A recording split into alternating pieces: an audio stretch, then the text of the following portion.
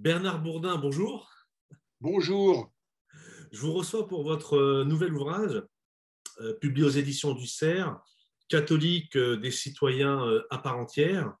Je vous avais déjà interrogé il y a un petit mois Oui, sur Schmitt et Peterson sur la théologie politique. Et là, vous lancez donc un appel aux catholiques. Et ma première question va être directe. C'est plutôt un commentaire, parce que je suis d'accord avec vous. J'ai toujours considéré qu'il n'y aurait pas de redressement politique en France et en Europe sans redressement spirituel. Et dans votre texte, tout au début, vous dites, au travers de ce que nous sommes, nous, catholiques, il s'agit de faire cause commune avec toutes celles et tous ceux qui se sentent bien, plus ou moins explicitement, que la France, l'Europe, ne sortira pas de sa léthargie politique sans un réveil spirituel. Et vous ajoutez, c'est tout le paradoxe du catholicisme français contemporain. Il est très affaibli, mais il est aussi beaucoup plus libre pour être le fer de lance d'une nouvelle manière de retrouver le sens de notre histoire passée, présente et à venir. Est-ce que vous pourriez commenter ce que vous avez dit, s'il vous plaît? je vous entends plus. Est-ce que vous pourriez commenter ce que vous avez dit, s'il vous plaît? Non, mais je vous remercie beaucoup d'ailleurs de commencer par ce point, car au fond, ça résume l'ensemble. Et donc, vous avez entièrement raison de me faire réagir, car au fond, c'est une façon pour moi d'assumer complètement mes propos et donc de les confirmer par cet enregistrement, par cet entretien. Je pense en effet que il ne s'agit pas d'abord, je le dis aussi d'ailleurs, que les catholiques fassent bande à part et qu'ils soient les seuls à avoir quelque chose à dire. Ce serait tout à fait prétentieux et aberrant. Mais il y a tout simplement une histoire française qui fait que le christianisme, sous sa forme catholique, est la plus ancienne, la plus ancienne forme de christianisme. Et donc, les catholiques ont à ce titre, et je dis bien les catholiques, je ne dis pas l'Église, parce que ça serait compris au sens clérical uniquement. Je parle des fidèles, l'Église dans son ensemble. Donc les catholiques ont une responsabilité collective, historique, à se prononcer, à jouer leur rôle de citoyen dans une situation dont on voit bien qu'elle est difficile, elle est très compliquée à beaucoup d'égards. En France, alors je m'adresse d'abord aux Français en France, mais vous l'avez bien senti vous-même, il s'agit aussi finalement de l'Europe, parce que c'est toute notre civilisation qui est concernée. Et donc, en effet, cet appel part de l'idée qu'il y a une ancienneté historique qui rend, en France, en tout cas les catholiques, plus responsables qu'aucun autre, sans que cela déprécie les autres d'ailleurs, et aussi qu'il y a, c'est la deuxième remarque, et je vois bien que pour vous elle est importante, et vous avez raison, c'est que en régime laïque, que nous séparions l'Église de l'État, ça c'est l'aspect institutionnel, très bien.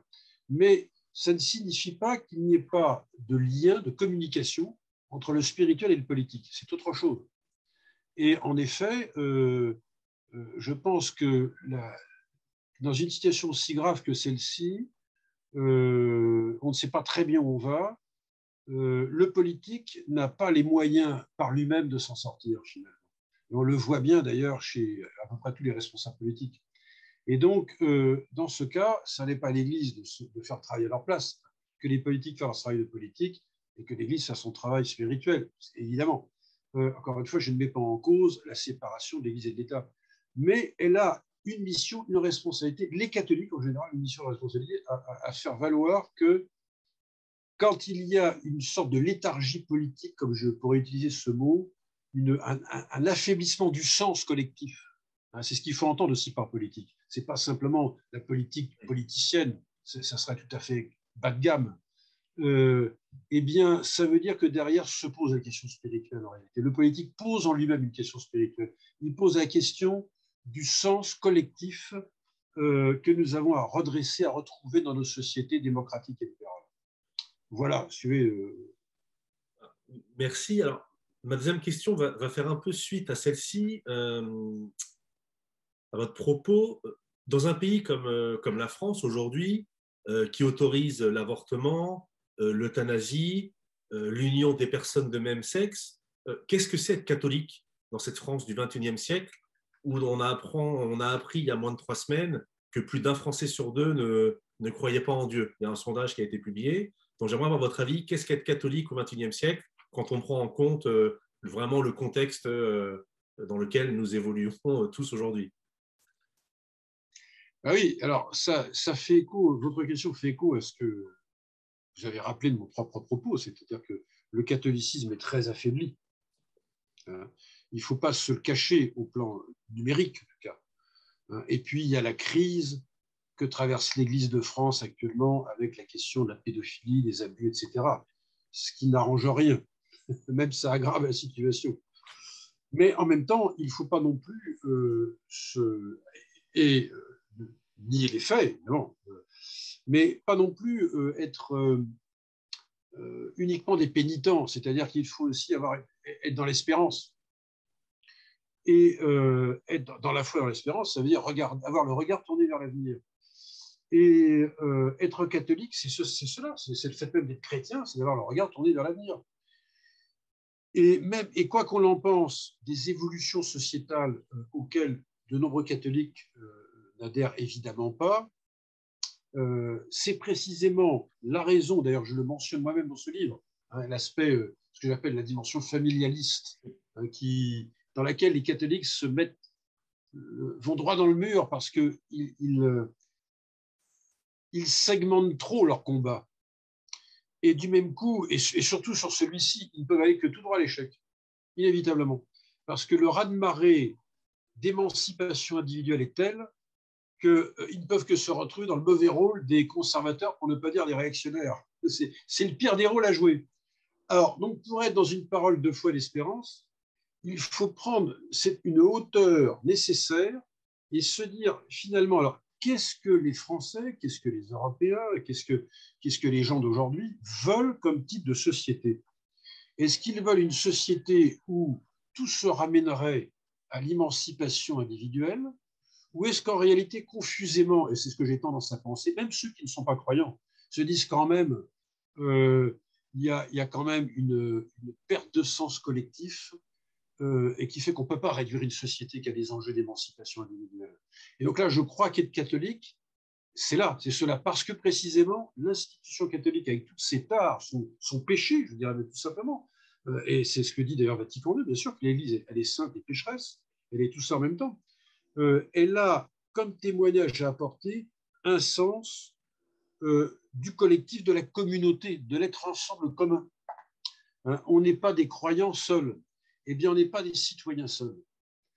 Et donc, il est bon il est fondamental pour les catholiques de se tourner vers ceux qui ne le sont pas et se dire, sans doute qu'ensemble, nous voulons un type de société qui ne se réduise pas à de l'émancipation individuelle. Et ça n'est en rien porter un jugement sur les homosexuels, sur les gens qui veulent adopter. Il y a un tas de problèmes humains qui sont suffisamment complexes pour se garder de tout jugement. Mais il n'empêche qu'il ne s'agit pas non plus de s'identifier à des combats de ce type et dire redressons la tête. Nous, être catholiques aujourd'hui, on est beaucoup moins nombreux qu'on ne l'est, mais on est beaucoup plus libres pour vous dire écoutez, il y a un chemin à faire ensemble d'une autre nature que celle qui se réduirait à la seule dimension d'émancipation individuelle, qui est le chemin d'une appartenance historique collective, et c'est toute la question de la nation à laquelle sans doute vous allez venir. Oui, un peu plus tard. Un peu plus tard. Oui. Dans votre ouvrage, ce qui est intéressant, c'est que vous dites que lorsque vous lancez votre appel aux catholiques, tout de suite, vous répondez avec des éventuels détracteurs en disant bah, écoutez, moi, Bernard Bourdin, je suis personne, simplement je lance un appel pour faire réfléchir, et surtout, vous ne voulez pas que le catholicisme, et on l'a bien compris, soit réduit à une simple posture identitaire, hein, c'est le mot que vous employez, ou à l'instant, vous avez employé le terme de réactionnaire. Et donc, dans votre livre, il y a beaucoup de choses intéressantes. Donc, j'aimerais vous faire réagir sur ce que j'ai trouvé intéressant, que je partage ou pas. aujourd'hui, dans le champ politique et intellectuel, même universitaire, et surtout en politique, même dans le monde, on va dire, médiatique, d'une manière plus générale, la laïcité et les droits de l'homme sont souvent considérés comme l'alpha et l'oméga, pour être clair. Et vous prenez un peu le contre-pied de tout cela en disant, je vais vous citer, ça sera plus clair. Vous dites, Oui, oui, oui. ce n'est ni la laïcité ni les droits de l'homme qui nous y aideront donc à résoudre tous ces problèmes. Et vous précisez, ils sont nécessaires comme principe d'organisation de la société, mais ils ne nous apportent rien en termes d'énergie spirituelle que notre nation a le plus grand besoin de retrouver pour exister et être attrayante dans le monde d'aujourd'hui et de demain. Et vous concluez cette idée en disant, c'est la raison pour laquelle les catholiques doivent se faire citoyens, c'est-à-dire articuler leur implication dans la vie civique avec la ressource spirituelle de leur foi. Oui, absolument, oui, oui. Non, mais c'est-à-dire que ça va tout à fait dans le sens que je vous disais précédemment. Il va de soi qu'il ne s'agit pas de remettre en cause la laïcité. C'est des sujets, comment dire, c'est des totems, ça. Hein, comme les droits de l'homme, ce sont des totems, comme on dit maintenant. Mais ces principes dont nous avons besoin sont des principes. On pourrait dire que pour les droits de l'homme, il y a aussi des valeurs derrière. Mais on voit très bien la limite maintenant du genre. Il y a une telle invocation catéchistique, même ça aurait du catéchisme. En fait, c'est ça le nouveau catéchisme. Autrefois, on avait le catéchisme, on savait rire des chrétiens et des catholiques avec leur catéchisme. En fait, il y a un catéchisme laïque aujourd'hui, et avec cette sorte de vérités à croire mais qui sont très affaiblies elles-mêmes, d'ailleurs, très, très affaiblies, parce que on voit bien que ça ne marche plus très bien, c'est le moins qu'on puisse dire. Et donc, on voit bien que ce n'est pas ça qui permet, dans la société française du XXIe siècle, à la différence, c'est le début du XXe, quand il y a eu la loi de 1905, malgré tout, il y avait 90% de catholiques, probablement. Enfin, je ne connais pas les chiffres exacts, mais qui étaient très nombreux. Donc, il y avait une société qui marchait. Il y avait un pôle de conviction, même des pôles de conviction très forts. Aujourd'hui, par l'individualisation extrême, il n'y a plus aucune conviction collective forte. Donc la laïcité ne peut plus avoir le même sens et ne peut pas être cette machine, en quelque sorte, juridique, à donner du sens. Et d'ailleurs, elle n'est même pas faite pour ça. On ne peut même pas lui reprocher, je crois qu'elle n'est pas faite pour ça. C'est pour ça que la question de la nation me paraît si importante. Et les droits de l'homme non plus. Les droits de l'homme, c'est très bien quand il s'agit de défendre les personnes dont la dignité est mise en cause, ce que l'Église catholique, d'ailleurs, n'arrête pas de dire depuis 60 ans au moins. Ce sont des évidences, déjà qu'il faut défendre la dignité humaine, il faut défendre la liberté de croyance, il faut défendre la liberté de conscience. Tout ça est très bien. Mais avec tout cela, quel est le manque à gagner? Qu'est-ce qui nous manque là? Eh bien, c'est un système de conviction collectif ce que j'appelle une énergie spirituelle, que je préfère d'ailleurs à un système, c'est pas un système, mais une énergie spirituelle qui redonne de l'élan historique à nos pays et qui s'est considérablement perdu. C'est-à-dire qu'on ne sait plus vraiment qui on est, finalement. Hein, et on doute collectivement de nous-mêmes en permanence. Hein. Attendez, moi, je vois bien dans mon enseignement auprès des jeunes de 18 à 21 ans, on voit bien qu'ils ont reçu un enseignement. On ne leur apprend pas ce que c'est que d'être français, finalement. Et sans aucun nationalisme, hein, ce n'est pas la question, mais sereinement. On ne leur apprend pas ce qu'est la civilisation d'où ils viennent, même au-delà de la seule France.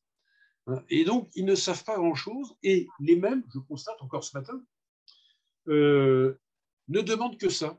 Bien souvent, ils ne demandent que ça, en fait, qu'on leur donne un contenu, parce que la question, c'est alors, être catholique aujourd'hui, mais être jeune aujourd'hui. Hein. Est-ce que les catholiques peuvent aider des jeunes à être des jeunes aujourd'hui? Hein, et aborder ces questions-là, s'il n'y a pas d'acte de transmission qui se fait d'une civilisation. Et c'est ça, cette énergie spirituelle dont je parle. Et elle concerne aussi bien les croyants que les non-croyants, d'ailleurs, parce qu'on appartient, on est issus du même monde. On est issus du même monde. Hein, quand on y réfléchit bien, il y a encore 60 ans avant les mutations familiales, les familles, comme on dit maintenant, un laïc anticlérical avait la même conception de la famille qu'un catholique. Exactement la même. Il n'y avait aucune différence. Hein. Aujourd'hui, ce n'est plus le cas. Hein. Donc on voit bien qu'il y a une fracture, hein, qui s'est produite, et elle est anthropologique, donc humaine, et elle est historique en ce sens où on s'est habitué à vivre dans des sociétés qui ne veulent plus avoir affaire avec l'histoire. Et d'ailleurs, on dira certainement la nation et l'Europe. L'Europe, non pas que l'Europe soit un mauvais projet, son péché originel, si je puis dire, c'est d'être un projet post-totalitaire, pénitentiel, d'une Europe qui a plein de reproches, qui a plein d'accusations à s'adresser. Pour les Allemands, c'est le nazisme, pour nous, c'est le colonialisme, on voit bien de nos jours, il y a encore depuis un an en particulier. Et donc, on nous enseigne à n'être plus que des Européens en s'excusant. Excusez-vous d'être ce que vous êtes. Et donc, c'est jamais une parole positive. Alors, il ne s'agit pas de nier des faits négatifs, c'est pas ça, mais il y a aussi quand même une civilisation qui a porté ses fruits. Et là, encore une fois, on voit bien que la matrice chrétienne, j'ai bien la matrice chrétienne, la foi, c'est une autre question. Ça ne se dégrade pas, la foi. Mais la matrice chrétienne a joué un rôle décisif dans cette civilisation. Et donc, elle est cette énergie spirituelle qui, si les catholiques en reprennent conscience et cessent d'être dans le doute sur eux-mêmes, ce que je peux comprendre, mais en même temps c'est enfermant, ils ont un potentiel à apporter à cette société qui est considérable. Mais il faut le vouloir et y croire. Très bien. Alors, dans votre chapitre intitulé Catholicisme, politique et démocratie, sous-titré Un dilemme permanent qui vient de loin, vous rappelez que l'Église catholique, avec la démocratie, il y a un rapport qui est particulier. Alors après, il faudrait définir le terme de démocratie, parce que démocratie, c'est pouvoir du peuple, mais est-ce qu'on parle de pouvoir du peuple lorsqu'il y a une élection locale? Je pense qu'il y a peut-être une précision intellectuelle à apporter. En tout cas, vous dites, quant à la démocratie, certaines institutions ecclésiastiques la pratiquent depuis 10 siècles. Songeons par exemple aux constitutions dominicaines, et vous ajoutez, mais les choses se sont gâtées depuis la Révolution française et l'avènement progressif de la démocratie, elle-même s'étant peu à peu confondue avec le libéralisme. On le sait, ce dernier a été le grand adversaire du catholicisme au XIXe siècle. Même après le Concile Vatican II, il reste encore bien des traits de ce contentieux historique et philosophique. Le catholicisme est mal à l'aise avec cette vision de la politique. La démocratie libérale s'est débarrassée de tout fondement dans un ordre de nature doté de sa loi naturelle, et plus que jamais les droits de l'homme, dissociés du citoyen, sont ceux de l'individu triomphant et non celui de la personne humaine à laquelle est attachée l'Église catholique.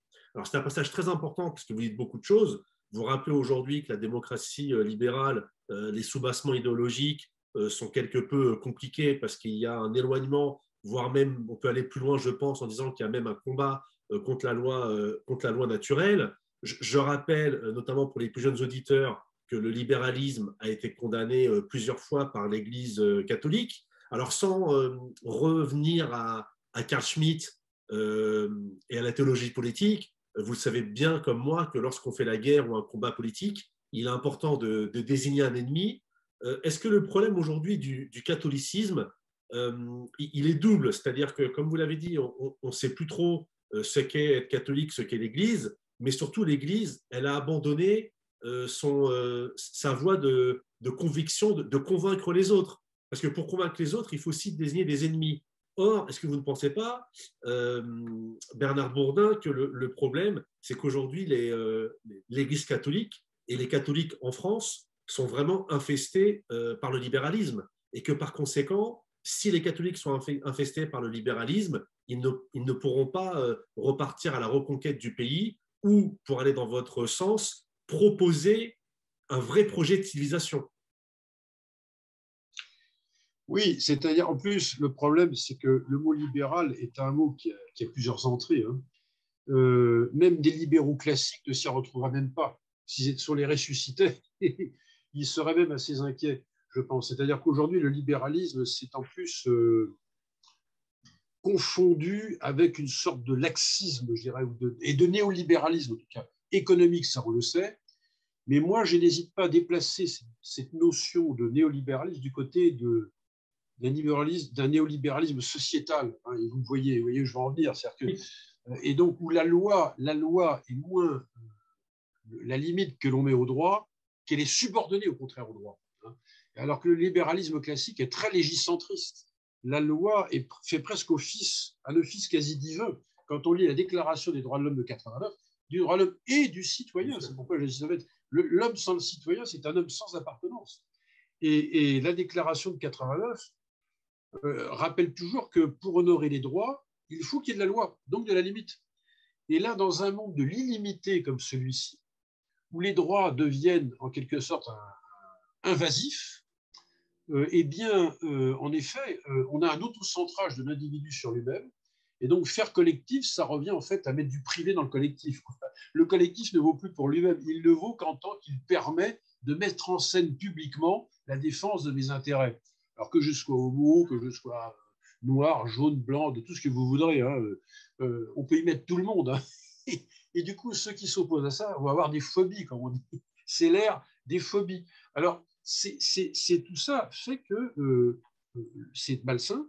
Et de fait, le catholicisme a tendance, en quelque sorte, sans doute par complexe lié à son histoire passée très anti-moderne, ou anti-moderniste, il est passé d'un catholicisme intransigeant à un catholicisme que je qualifie d'accommodement en fait, avec la démocratie. Ça en est accommodé. Et au bout du compte, il ferait mieux de prendre le taureau par les cornes, ça va être pleinement dans la démocratie. Alors, reste, comme vous disiez, à définir ce qu'on entend par démocratie, mais s'il se mettait les deux pieds joints dans la démocratie, il pourrait peut-être apporter sa propre définition qui ne se réduirait pas simplement au binôme démocratie-libéralisme. Et donc, et à partir de là, de remettre remettre au goût du jour, je dirais, si je puis dire, c'est plus fort que ça en fait, le sens même de la délibération. Prenons un exemple. Si on prend l'exemple, le dernier en date, ça a été la PMA. Quand vous entendez un député que je ne nommerai pas, mais que vous reconnaîtrez tout de suite, puisque c'est lui qui a présidé à la chose, la PMA, ça va dans le sens de l'histoire. Quand vous avez dit ça, à quoi ça sert de délibérer? Puisque ça va dans le sens de l'histoire, il n'y a plus rien à dire. Vous êtes certain que ceux qui sont contre sont vaincus d'avance. Et d'ailleurs, c'est ce qui se passe. La majorité des députés a voté dans le sens de l'histoire.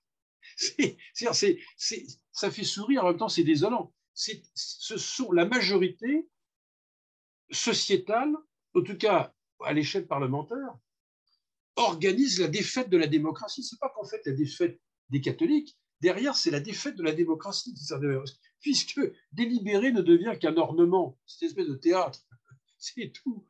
Donc, dans des moments comme celui-là, je me dis, mais ça prouve bien que le catholicisme, et donc les catholiques, qu'ils soient engagés en politique dans des mandats électifs ou de simples citoyens, ont une carte à jouer, non plus d'inimitié par rapport à la démocratie, ou de grande prudence, de réserve, ou de peur. Au contraire, ils sont devenus, s'il le veut bien, le fer de lance du débat démocratique. Mais il faut qu'ils puissent le penser. Et pour ça, donc, avoir une vision globale de la société et qui ne les enferme pas uniquement dans ce que j'appelle des combats segmentés. Alors, les débats familiaux, bioéthiques, etc., les migrants de l'autre, l'Europe.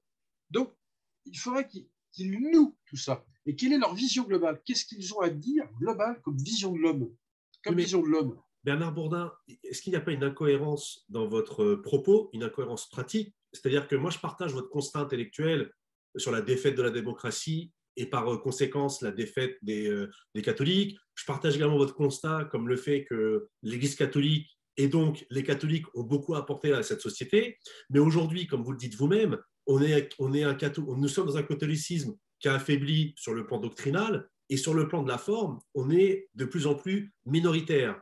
Or, la démocratie, c'est le jeu de la majorité. Donc, comment voulez-vous qu'on pèse dans une élection si on est minoritaire? C'est-à-dire qu'on sera toujours perdant, en fait, dans un système où c'est la majorité, parce que nous, on est de plus en plus minoritaire. Est-ce qu'il n'y a pas une incohérence là? Ou alors, s'il y a une incohérence, est-ce que vous pouvez donner une réponse pour surmonter cette incohérence ou ce paradoxe apparent? Oui, je pense, sans prétention, je pense avoir une réponse. Mais c'est-à-dire, évidemment, si on raisonne uniquement en termes confessionnels, Bien sûr, il n'y a pas 60% de catholiques ou 51%. Et il faudrait-il même que le catholicisme lui-même soit homogène dans ses conceptions, ce qui est loin d'être le cas. On l'a vu par exemple au moment du mariage dit pour tous, il y avait en fait de grandes divisions. Alors, la question, c'est justement, c'est de se tourner vers les Français citoyens catholiques, les Françaises et les Français qui ne sont pas forcément catholiques, et ils sont très nombreux, puisqu'ils sont même majoritaires, peuvent très bien se retrouver avec un certain discours, par exemple sur la nation, sur lequel on viendra après. C'est-à-dire, quelle est votre vision du commun? Et donc, la question, c'est pas dire, voilà, c'est une position catholique qui ne concerne que les catholiques, c'est-à-dire, nous la proposons à ceux qui ne le sont pas. Et donc, il ne s'agit pas de faire une France catholique recomposée, ça, on n'en sait rien, ça n'appartient qu'à Dieu. Hein. La conversion, ce n'est pas notre affaire. Hein. Mais ce qui est notre affaire, c'est d'être des citoyens à part entière, précisément, avec ceux et celles qui ne sont pas catholiques. Et donc, nous sommes les éléments moteurs. Les catholiques sont moteurs là-dedans. Et s'ils sont moteurs, ils peuvent être une force d'entraînement. Et je suis assez convaincu que beaucoup de Français, en réalité, dès l'instant, on ne leur dit pas attention, vous deviez catholique comme nous, sinon ça ne marchera pas. Non, non, on respecte leur conscience, mais là, votre vision de la société que vous proposez, de fait, porte un certain réalisme. Un certain réalisme. On ne peut pas se réduire à n'être que des individus. On ne peut pas, donc, une fois encore, considérer qu'on vit en société avec une conscience collective de nous-mêmes en se contentant de satisfaire les droits des individus. Et ça, il y a plein de non-catholiques, à mon avis, qui sont prêts à y adhérer. Je suis assez convaincu. Mais il faut présenter ça dans un emballage, si je puis dire, non pas de com, mais avec une conviction du collectif qui est bien pensé, qui est solide. Qui est solide. C'est pourquoi, je suis convaincu que vous allez m'interroger là-dessus, c'est parce que je pense que la question de la nation est à ce moment décisive. Parce que pour cela, pour vivre en démocratie, il faut vivre dans une forme politique. La démocratie, ce n'est pas que des procédures. Et elle est souvent devenue ça, des procédures pour aboutir à une décision. Elle repose sur un peuple, un démos, et lequel peuple a une histoire. Il y a des traits communs. Hein. Donc, on est concernés les uns par les autres. Hein, vous voyez. Et donc, à ce moment-là, on ne peut retrouver ce sens collectif. Que l'on soit catholique, protestant, juif, athée ou agnostique, on peut retrouver ce sens collectif. Et c'est là qu'à mon avis, le citoyen catholique ferait bien d'intervenir et d'apporter cette réflexion qui fait cruellement défaut d'une manière sereine. Et l'Europe ne peut en aucun cas être une Europe pensée comme une Europe de substitution aux nations.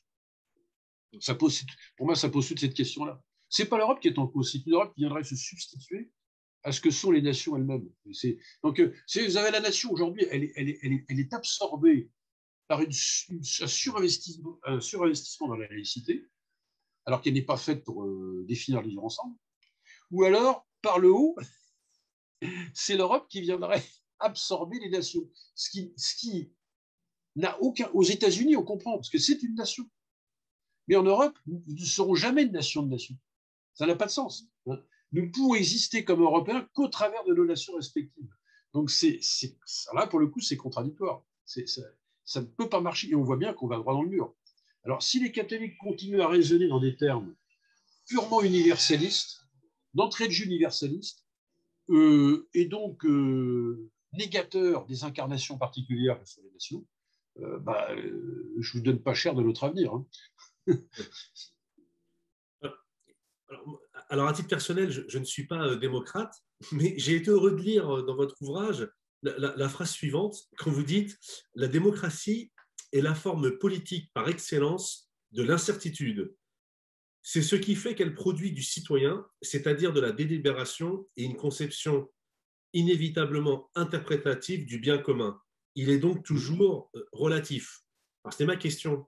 En tant que catholique, en tant que chrétien, tout à l'heure, vous avez parlé d'énergie spirituelle. Là, vous reconnaissez que cette conception du débat, de l'art de la délibération, il est forcément dans l'incertitude, donc relativiste. Est-ce que ce n'est pas dérangeant de proposer un projet de société qui repose sur l'incertitude permanente. C'est-à-dire que tout à l'heure, on était sur le fait qu'il n'y a pas de base, ou en tout cas, il n'y en a plus aujourd'hui. Il y a un détachement du citoyen et des droits de l'homme. Aujourd'hui, la démocratie libérale, elle oublie la loi naturelle.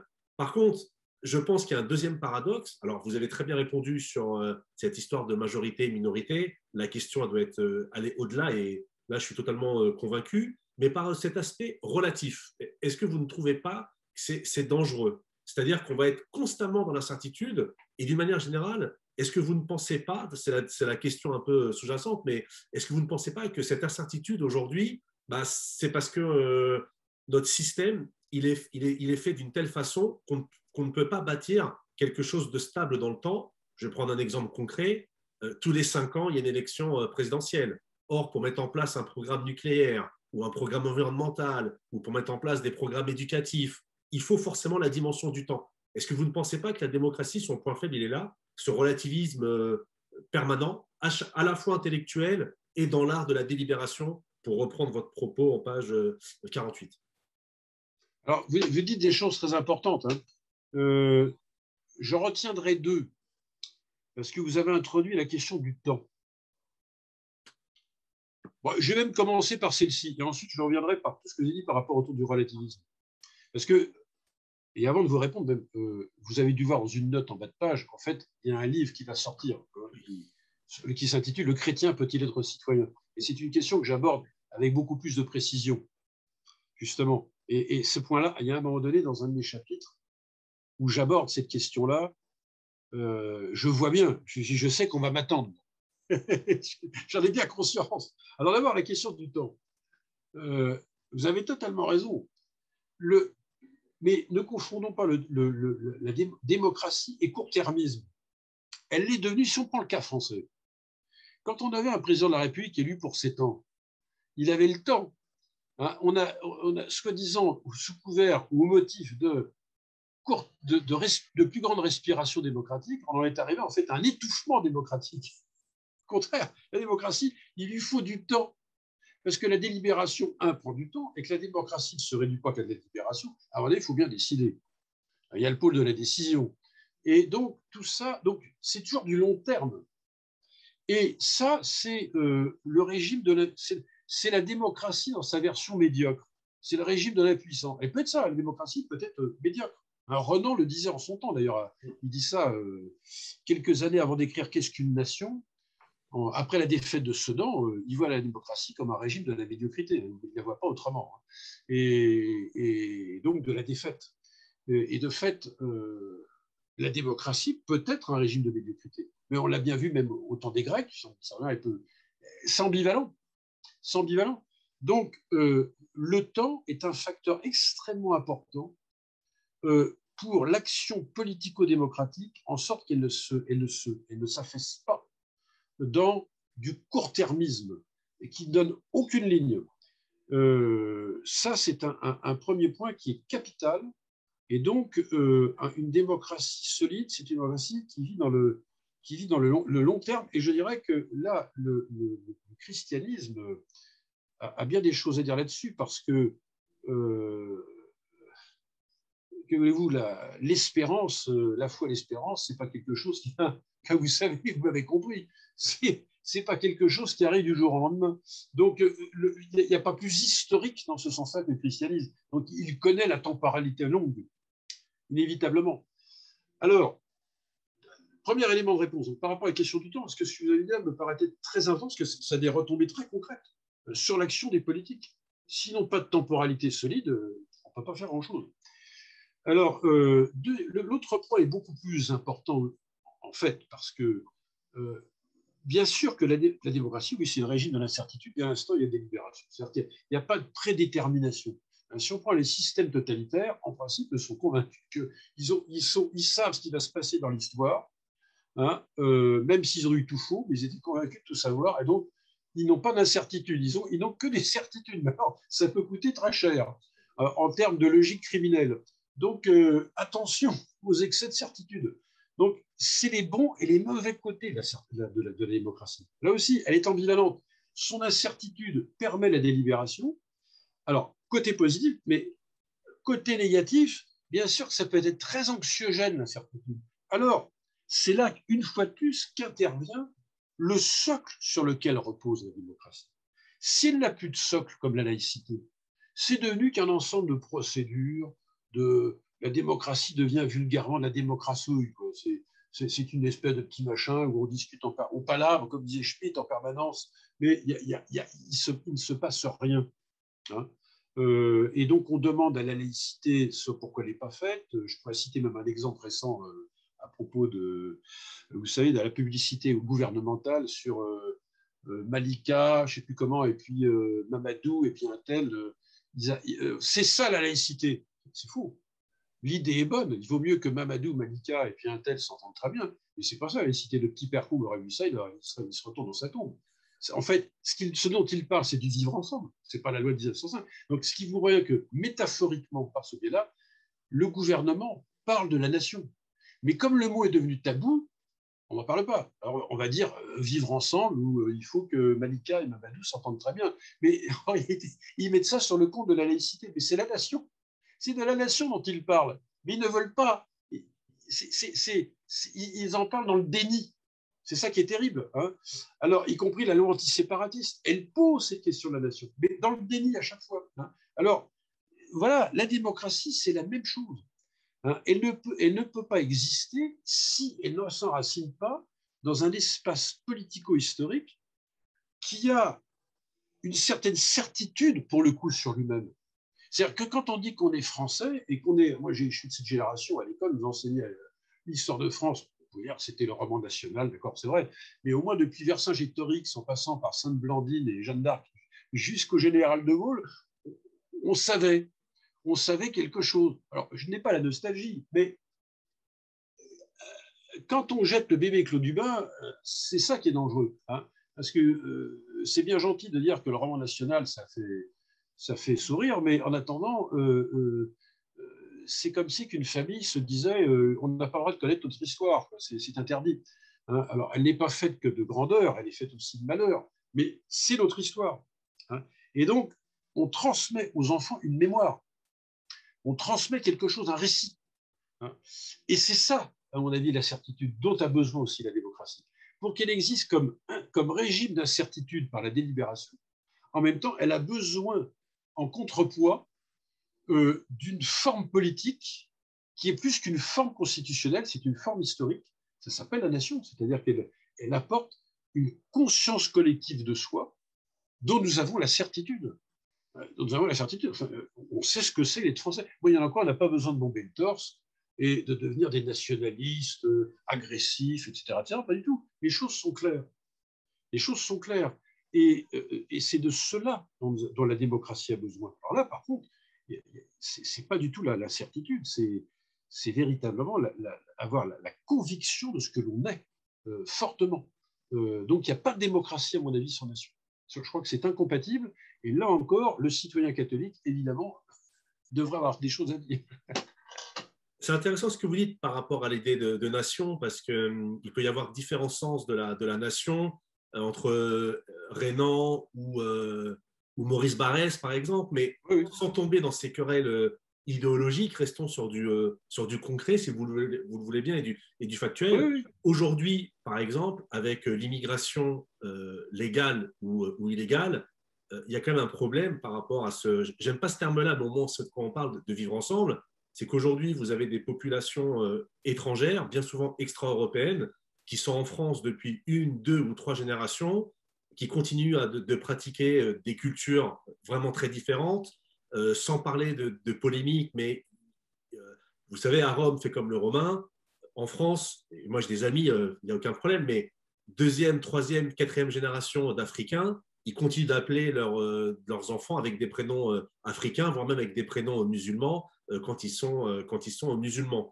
Et donc, aujourd'hui, est-ce qu'il n'y a pas en fait une incompatibilité, c'est-à-dire, ou du moins un vrai problème dans cette question que vous soulevez? Parce qu'aujourd'hui, comment faire pour assimiler des populations qui rentrent de manière massive en France, alors que contrairement à ce qu'on a pu connaître dans le passé, sans remonter forcément à la Troisième République, mais aujourd'hui, le creuset assimilateur français démocrate et républicain, il est vraiment en panne. C'est-à-dire qu'aujourd'hui, quand vous avez un... Je cite des noms, c'est des copains d'enfance, donc si ça regarde la vidéo, ils se reconnaîtront, mais quand je vois Mohamed, Mamadou ou Mehdi, si on leur propose la société LGBT, laïcisme outrancier, un catholicisme mou, ou voire pas du tout viril, etc., comment ces gens-là peuvent-ils devenir ce qu'ils ne sont pas, en fait, étant donné que le creuset, il est faible. Enfin, qu'est-ce que vous pensez de tout cela? Oui, oui, non, mais je comprends bien la question. En fait, vous soulevez, je retraduis dans ces termes-là, je vous dirai si je n'interprète pas, là, en fait, c'est le régime de l'insignifiance que vous dénoncez. C'est-à-dire que le danger du catholicisme, alors, il y a un moment donné, quand il était purement anti-moderne, il ne pouvait qu'échouer parce qu'à être anti, si on ne propose rien de positif, on ira droit inévitablement. C'est le parti de l'échec. C'est la disposition d'esprit à la défaite. Sans le savoir, mais c'est comme ça. Le renversement, il y a une autre manière d'échouer, c'est de s'hyper-identifier au mouvement d'aujourd'hui, je dirais. Et donc d'être dans un catholicisme d'insignifiance. C'est plus que de l'accommodement, même, c'est de l'insignifiance. Et communion avec une société qui elle-même vit dans l'insignifiance, elle-même, puisqu'on n'ose plus affirmer quoi que ce soit. Donc, du même coup, celui qui ose affirmer, on va l'injurier en disant que c'est un identitaire, etc. Et donc, alors, les identitaires existent. Moi, je me définis même pas comme identitaire, d'ailleurs. Mais par contre, je m'efforce d'expliquer pourquoi devient-on identitaire. On devient identitaire dès lors que c'est auto-immunitaire, quelque sorte. La posture identitaire, c'est une posture auto-immunitaire en disant mais nous ne voulons pas sombrer dans l'insignifiance. Et donc, on rappelle que nous sommes ceci ou cela. Alors, il y a un risque, il y a un danger même dans la position identitaire, c'est d'en faire un pur passéisme de ce qu'on a été, et sans projeter en avant. Alors, il faut trouver la voie médiane, hein, c'est ce que je m'efforce de faire, vous l'avez sans doute compris d'ailleurs.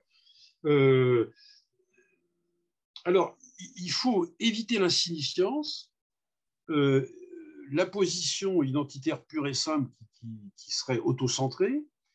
Donc, c'est de réaffirmer, en effet, là je vous rejoins, de réaffirmer ce qu'est ce pays, son histoire, ce que sont les catholiques et leur histoire. Et de fait, ça n'a rien non seulement de repoussant pour ceux qui n'en viennent pas.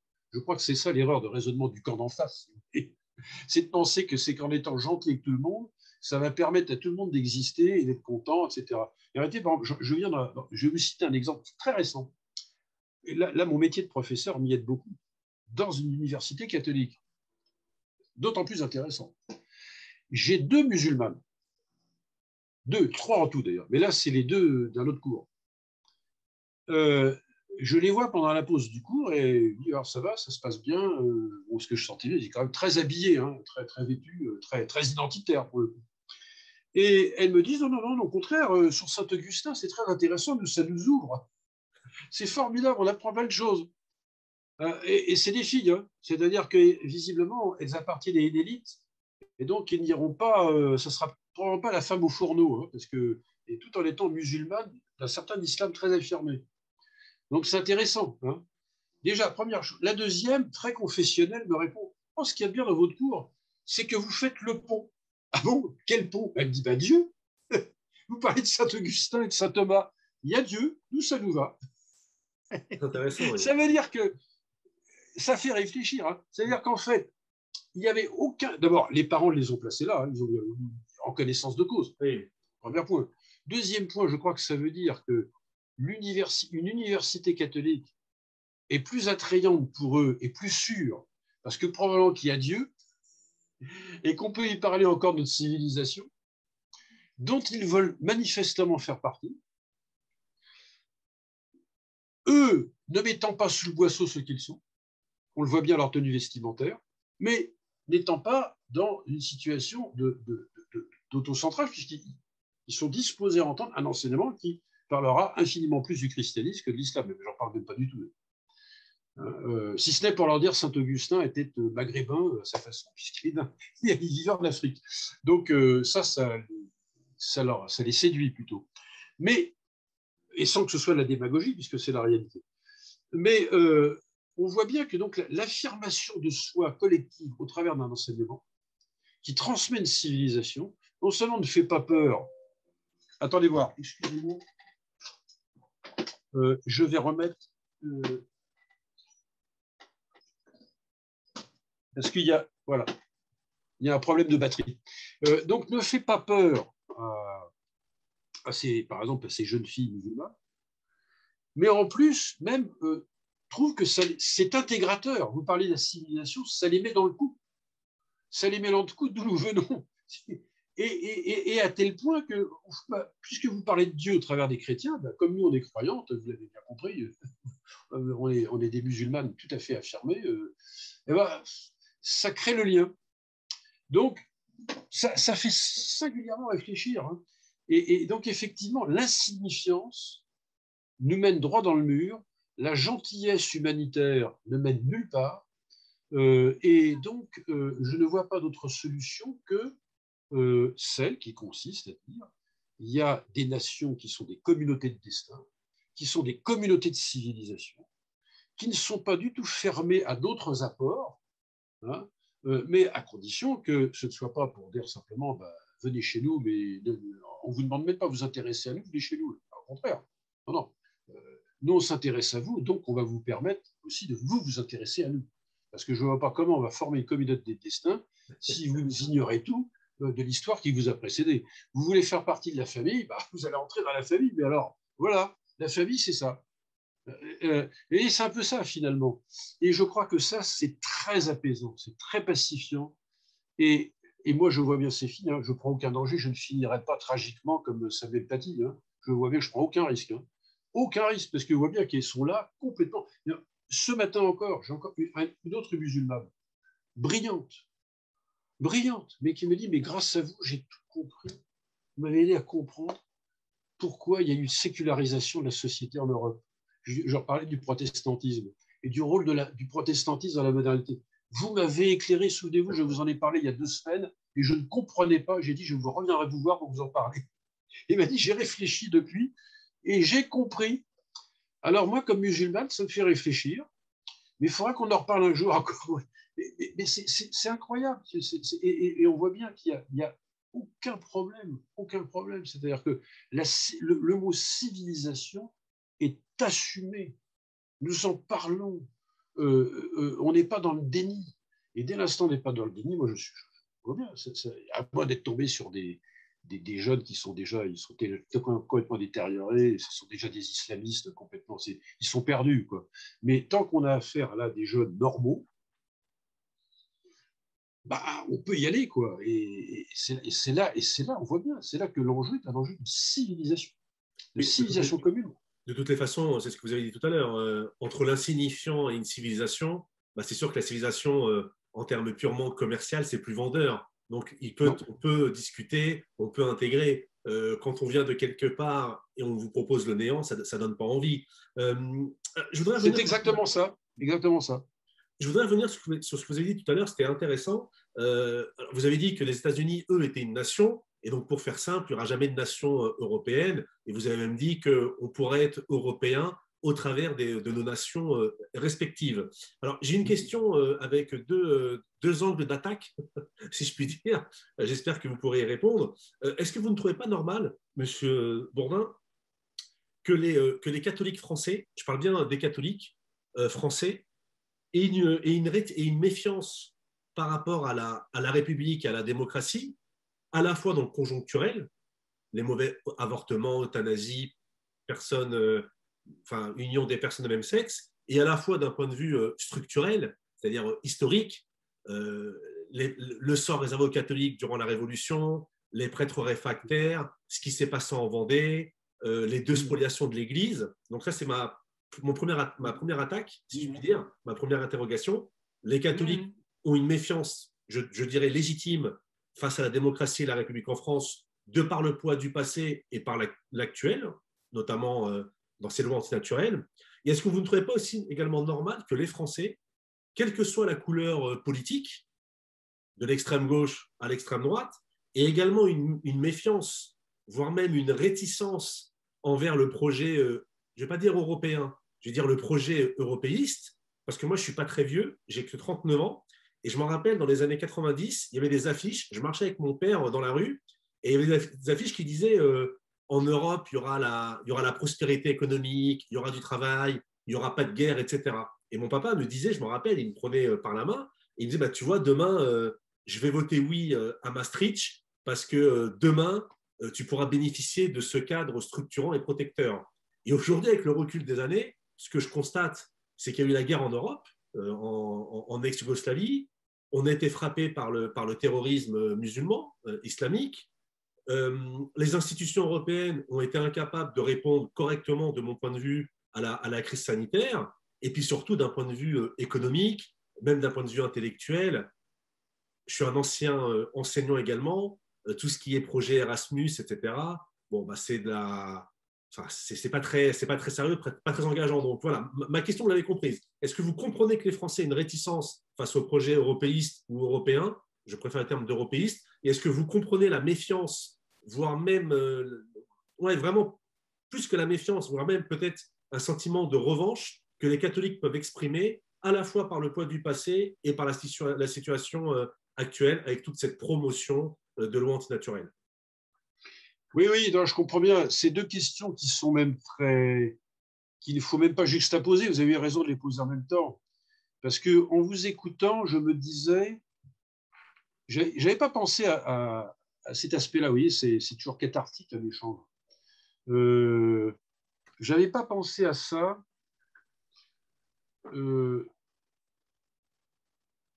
est, en prenant juste un peu de distance momentanément par rapport à vos deux questions, le problème du catholicisme depuis le 19e siècle, c'est qu'il s'est enfermé dans son ultramontanisme. C'est-à-dire, il est devenu purement et simplement romain.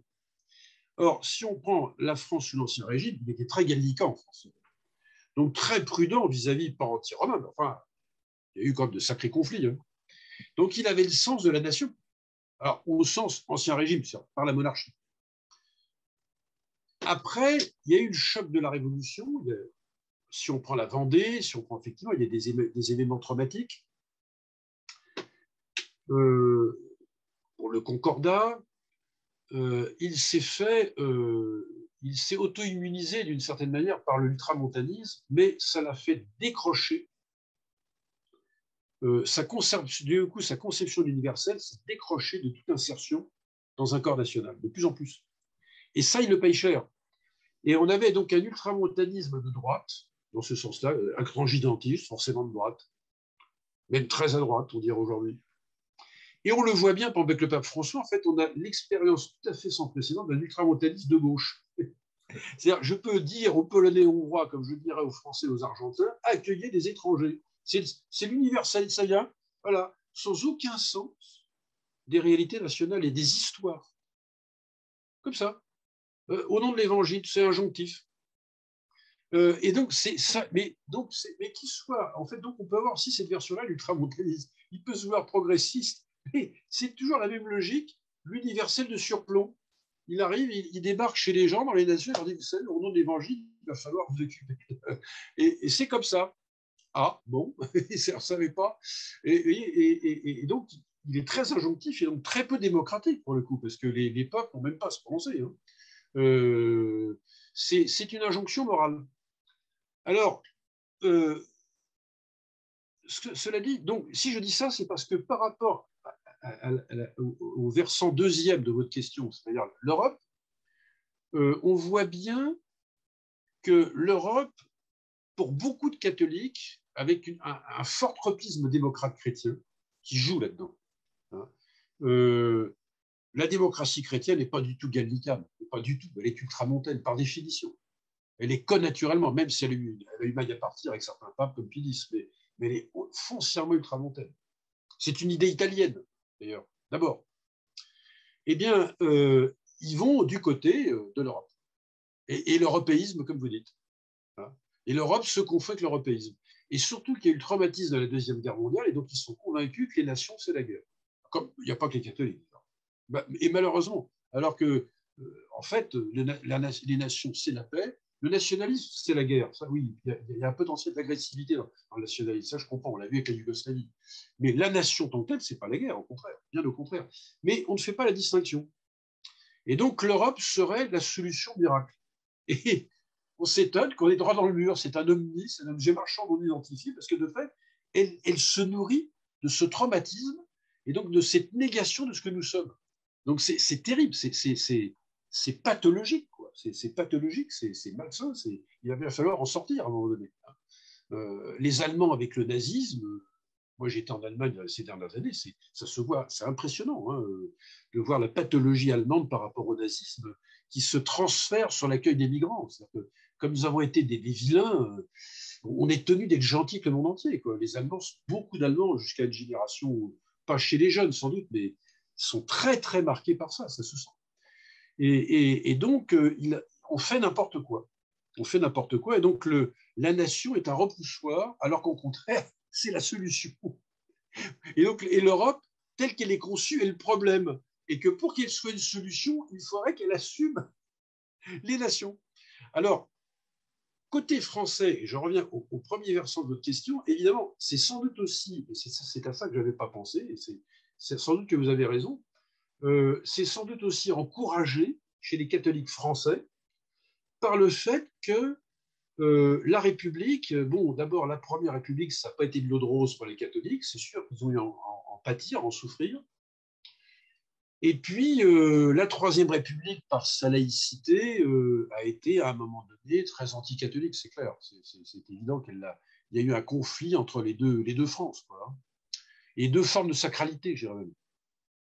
Alors, tout ça est arrangé, mais c'est au prix, au sein du catholicisme français, d'une position un peu harakiri, quoi, je dirais. C'est-à-dire que l'accommodement et surtout ne pas être suspecté d'être d'affreux réactionnaires ou contre-révolutionnaires.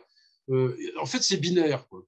On est dans une position binaire qui nous piège. Ou bien on est de vieux réacs, ou bien bah, on joue le jeu complètement on est genoux à terre. Voilà. Et on ne sait pas trouver de troisième voie. Et en fait, je dirais que le sens de mon livre et du prochain, c'est de dire, mais inventons la troisième voie. Inventons la troisième voie. Sortons de l'impasse. Parce que ce qui est dérangeant, Bernard Bourdin, et je pense que vous me rejoindrez là-dessus, c'est que alors, être dans une posture réactionnaire, déifier un passé mythifié, etc., ça ne sert à rien, c'est contre-productif. Par contre, quand on joue le jeu du système et de la démocratie, on est toujours perdant. C'est-à-dire que moi, je considère, alors peut-être que je n'ai pas votre expérience et votre recul, mais moi, je considère que lorsqu'on fait des compromis, on en vient forcément à se compromettre. C'est-à-dire, je ne dis pas que la démocratie, c'est le mal absolu, mais moi, on m'a toujours appris qu'il ne fallait pas manger avec le diable, même avec une fourchette longue. Et aujourd'hui, je m'aperçois que les catholiques, quand ils essayent même en battant leur coulpe, en s'excusant, etc., même s'ils se mettent à genoux, il y a toujours cette fameuse suspicion. Et donc, ça va être intéressant que je lise votre prochain livre, et on fera une vidéo, j'espère, si vous le voulez bien, sur cette fameuse troisième voie. Parce qu'on voit bien aujourd'hui que, et je suis content que vous le reconnaissiez et que vous le validiez d'un point de vue intellectuel, c'est que ce soit sur le plan national ou sur le plan international, quand je dis international, c'est au niveau de l'Union européenne, dans les deux situations, bah, on va un peu dans le mur. Et c'est ça qui est un petit peu, inquiétant. Il y a un autre point sur lequel j'aimerais avoir votre avis avant que cet entretien se termine. J'ai l'impression que le thème de la nation va être un des thèmes centraux lors de la campagne présidentielle, notamment Oui. avec l'ovni médiatique Éric Zemmour qui a remis ses thèmes, à tort ou à raison, ça c'est encore un autre sujet. Bon, à titre personnel, je suis plutôt très réservé sur le monsieur, mais bon, peu importe. Mais moi, j'aimerais que vous me donniez, alors vous en parlez dans le livre, mais moi, ce que j'aimerais, c'est que ce que vous disiez dans le livre, que vous nous le disiez à l'oral pour donner envie aux gens d'acheter votre livre, c'est comment vous définirez la nation française de demain, concrètement, comme solution? Ah, c'est la grande question. Alors, je fais une petite digression comme sur Zemmour. Moi, je pense que, vous me direz si je me trompe, hein, mais j'ai l'impression qu'au bout du compte, bon, je l'écoute sans doute pas suffisamment, mais qui ne parle pas de la nation. C'est un mot, c'est l'identité. C'est-à-dire que je crois qu'il entretient une confusion identité-nation. Et, et ça va me permettre de répondre à votre question. Et au fond, il ne parle peu de la nation parce que c'est peut-être de fait un défi, c'est qu'il ne sait pas la définir lui-même. Qu'est-ce que serait la nation française? La question que vous me posez, que serait la nation de demain, et en l'occurrence la nation française de demain? Et que seraient les nations européennes d'ailleurs de demain? Parce qu'on pourrait, la question, après tout, le livre, s'il pouvait être traduit dans d'autres langues européennes, moi j'aimerais bien parler avec des Italiens, avec des Allemands, avec des Espagnols, avec des Anglais, des Polonais sans doute en difficulté, des Hongrois, etc. C'est un sujet qui nous concerne tous, chacun avec son histoire spécifique. Parce que la nation, chaque pays européen a son histoire spécifique. Et on voit bien que je suis français dans la manière d'en parler, certainement. Mais en réalité, on a tous un rapport à la nation, mais il n'est pas le même. Alors, et ça, Zemmour, de fait, n'en parle pas vraiment. Il est dans l'identité. Et la nation, et ça m'amène donc à répondre à votre question, moi, la nation, je la définis comme, au risque même, sans doute déjà même de me répéter au fond, comme une communauté de destin, une communauté politique dans l'histoire. Donc elle est forcément une communauté héritière d'une histoire ancienne qui remonte, pour ce qui nous concerne, il y a au moins 15 siècles. Et encore, enfin, quoique la France au sens strict, c'est une capée. Enfin, on remonte bien comme à Clovis. Il y a une pré-France, je dirais. Il y a une Francie, comme on disait à ce moment-là, la Francie occidentale en particulier, après Charlemagne. Et puis arrive la France. Et donc, alors, à l'époque, au Moyen-Âge, quand on parle de nation, c'est des régions. En fait. C'est la Bretagne, la Normandie, c'est ça les nations, en fait, au sens médiéval. Mais il y a une nation qui a une histoire ancienne, donc nous sommes des héritiers. Dès l'instant, on ne se pense plus comme des héritiers, donc rien ne nous a été transmis, et donc nous sommes héritiers de rien. Et je crois, rien que ça, déjà, on est dans la panade. Donc la nation, c'est une histoire héritée, et c'est pour ça que je fais référence à Renan. Parce que Renan, tout rationaliste qui soit, ancien séminariste, ayant abandonné la foi, en même temps, il est très intéressant parce que, en fait, c'est un royaliste au départ même. Renan, c'est compliqué, hein. C'est très complexe. Hein. Les républicains de gauche le récupèrent aujourd'hui, mais en réalité, c'est un royaliste bien à droite. Et donc, c'est pas devenu un anticatholique, en fait. Hein, mais il a perdu la foi. Bon, ça, c'est clair, c'est un rationaliste. C'est un rationaliste. Mais là où il a raison, c'est qu'en effet, c'est un héritage spirituel, la nation. Et notamment l'histoire de la souffrance, qui est très importante. On a vécu des choses. Voilà. Et ça lie. C'est très important. Et puis, c'est une culture, c'est une langue, c'est une littérature, c'est plein de choses. Hein. C'est forcément c'est des quantités de choses. Hein. Et c'est à partir de cette histoire passée dans laquelle on n'a pas à s'enfermer par nostalgie, mais qui est formatrice de la compréhension de notre présent. Donc on sait, et là pour le coup on en revient à la certitude, on sait qui on est, parce qu'on sait d'où on vient, et du même coup elle nous aide à nous déterminer pour le futur, comme communauté de destin pour le futur, ce que Renan appelle le fameux plébiscite de tous les jours. Mais c'est juste, est-ce qu'on veut continuer à exister ensemble, hein? C'est un existentialisme, la nation. C'est un existentialisme collectif. Est-ce qu'on peut continuer à exister ensemble? Et donc, est-ce qu'on croit suffisamment en nous pour continuer à exister ensemble? Et je pense que l'Europe des européistes, comme vous dites, c'est une Europe de ceux de Français ou d'Allemands, d'Italiens qui ne croient plus en eux. Et donc, ils doutent collectivement de leur nation, et donc ils vont chercher un refuge dans ce qu'ils appellent l'Europe. Et donc, ils fuient la question qui se pose à toutes les nations européennes, c'est est-ce que vous croyez encore dans un futur de vos nations respectives, et grâce auquel l'Europe pourra se faire. Vous voyez, il faut renverser complètement la vapeur. Donc la nation de demain, ça sera ça. Et elle peut intégrer des musulmans à qui on dit, attention, comme on a eu les protestants, ils n'ont pas toujours existé les protestants, les juifs en Angleterre, pour prendre le cas de l'Angleterre, les juifs sont revenus par l'intermédiaire de Cromwell au XVIIe siècle. Donc c'est une communauté encore relativement récente. Cromwell est allé chercher des juifs aux Pays-Bas pour des motifs d'ailleurs religieux. C'est un protestant, il y a cette espèce de sionisme chrétien avant la lettre. Hein. Donc on a besoin de juifs. Voilà. Mais avec tout ça, on forme une famille une et plurielle, et on a une histoire, mais on a une histoire commune, une nation, là c'est ce que je dis dans mon troisième ou quatrième chapitre, je ne sais plus très bien, je crois que c'est le quatrième chapitre de mon livre, là, qui est déjà écrit d'ailleurs, hein. Une nation, c'est un monde commun.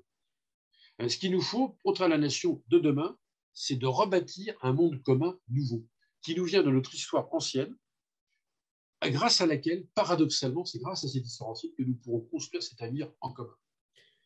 C'est très clair.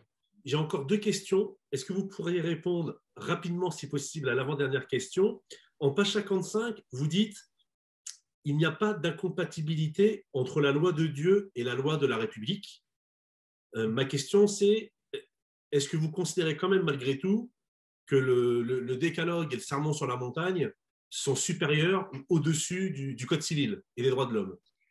Oui, bien sûr, mais ce que j'ai voulu dire, et ce que je maintiens, c'est que l'erreur, c'est d'établir des rapports concurrentiels. Le plus fort, par exemple, vous avez vu, Monseigneur de Moulin-Beaufort s'est fait avoir comme ça avec la confession. Alors que la République intègre le secret professionnel. C'est un point, bien sûr, juridiquement, pas au plan théologique, évidemment. Mais c'est une erreur. C'est-à-dire que, d'ailleurs, encore plus, il faut s'entendre sur le mot loi. Parce que dans l'Israël, le mot loi, en fait, n'existe pas vraiment. Hein, ça, c'est grec, c'est latin, le nomos, c'est la voix, c'est l'instruction, c'est ça. Hein. En fait, on est instruit par Yahvé, on est instruit par Dieu. Donc, ce sont des principes qui nous guident. Et avec le christianisme, la loi suprême par excellence, c'est la loi de grâce, c'est la loi d'amour, c'est ça, la spiritualité de notre loi. Alors, dans pour ce qui est du christianisme, pour simplifier les choses, je laisse de côté l'Ancien Testament, de fait, la notion de loi de Dieu existe de différentes manières, soit comme législation, soit comme loi prophétique. Mais elle n'est pas concurrentielle, si on prend, d'où mon commentaire de Romains 13, elle ne vient pas, quand Jésus dit il faut rendre à César ce qui appartient à César et Dieu ce qui est à Dieu, en fait, ce n'est pas la laïcité, hein. Il ne faut pas exagérer. Hein. Ça veut dire que rien n'échappe à la création divine, et y compris le mandat politique. Il fait partie de l'ordre de la création. Hein. Donc César, l'autorité politique, fait partie de la création de Dieu, hein, complètement. Ça ne lui échappe pas. Hein. Donc il n'y a pas de séparation laïque dans ce sens-là. Mais il a son ordre propre, et donc il faut lui rendre ce qui lui appartient, et à Dieu ce qui est à Dieu. Donc on n'est pas au même plan. Hein.